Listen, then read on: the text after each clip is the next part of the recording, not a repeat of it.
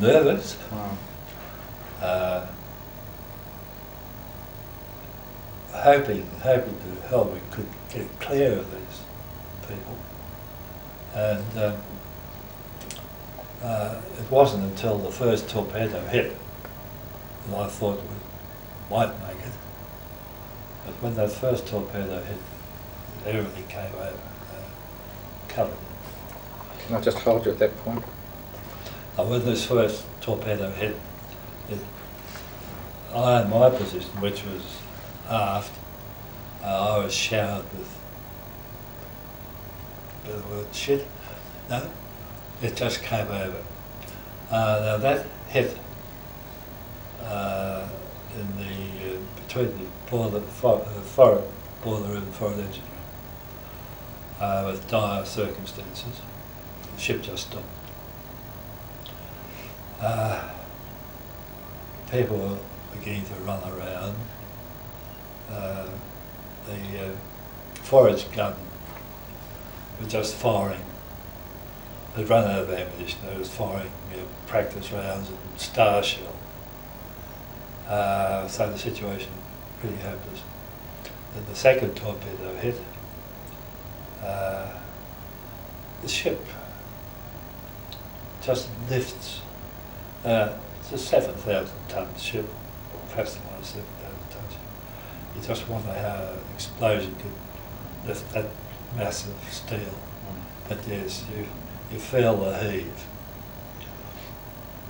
I didn't hear the abandoned ship. Our communications had broken down. Then the third torpedo hit on the starboard side. People were then running around. Waller had said his much quoted, "That's torn it," and gave the abandoned ship. People then started to throw stuff overboard, the border trade rafts, for instance. They would come in handy. They were tossed overboard. Lenny Smith, the warrant torpedo officer, he and the torpedo gunner's mate went aft and dismantled, not dismantled, but disabled. The depth charges. Oh. He took the detonators out of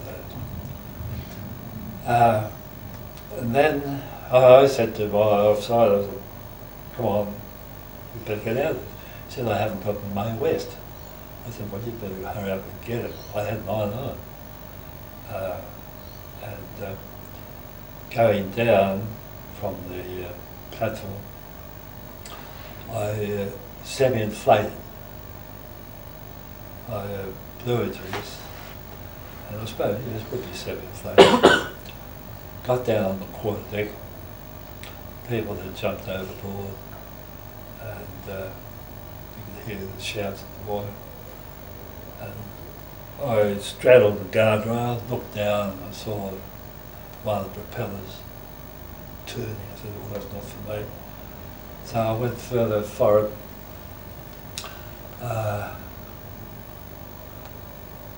Straddled the guardrail again, and next thing I knew, I was floating through the air. Sometimes when you have a nightmare, you're falling. Well, that was exactly it. And next, how long it took, I don't know, but next thing I knew, I was in the water, floating vertically. And I looked around, the ship was just sinking, just in the quarter. And the blokes were yelling out to each other. And the chap came up to me, who to the ship's office, Petty Officer Writer, Watson, and said to me, "Oh, g'day, you all right?" I said, "No, I'm not really." He said, "What's wrong?" I said, "Well, I just started to swim and my leg wobbled." He said, "What?" I said, "Yeah, I think I've got a broken leg." "Oh," I said, "Well, how's your May West?" I said, "Well, it's half inflated." He said, "Well, I'll blow it up for you." So he fully inflated and I was still floating. So he said, "Well, okay, there's a raft over there, I'll take you over." So he pushed me over, got on the side of the raft, and my overalls, which I had on, were black with oil fuel. My anti-flash gear was off. My shoes had been blown off.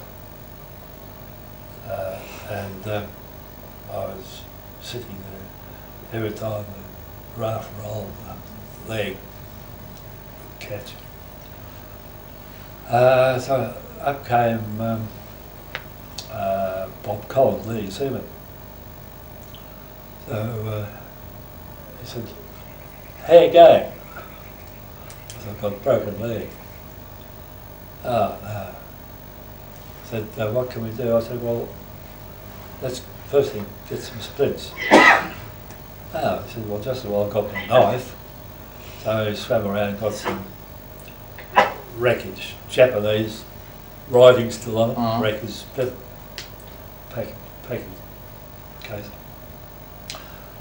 Split those. I said, "Now, you can cut the leg off my overalls. We'll cut those into strips and we'll tie the splits on with those." So he was flapping around, treading water, and I held these splits on my leg while he tied them. And that's how we went. Where was the break? There, Right still there. there. Yeah. So prior to this, just floating in the water, you could see land. Not much more than a couple of 100 metres. And in Portland, there was nothing for me to swim a mile a day from one jetty to the other. And it's what I was going to do with this piece of land until I just covered my leg. In a way it was good. In a strange kind of way it was good, because people I was with in the water decided to swim. Last I saw them. There's a 4 to 6 knot current flows between Java and Sumatra. I remember seeing the XO. He was on the motorboat boom, sitting straddled there. Never saw him again. That was Admiral Martin's father. Never saw him again. So, in a way, I suppose, I was unable to swim. Eventually, Where did Bob Collins get to? he came good. He was he got into another lifeboat. The Japanese, the wreckage in Japanese was profound everywhere. So it's rather pleasing to note that even someone found a case full of occupation money straight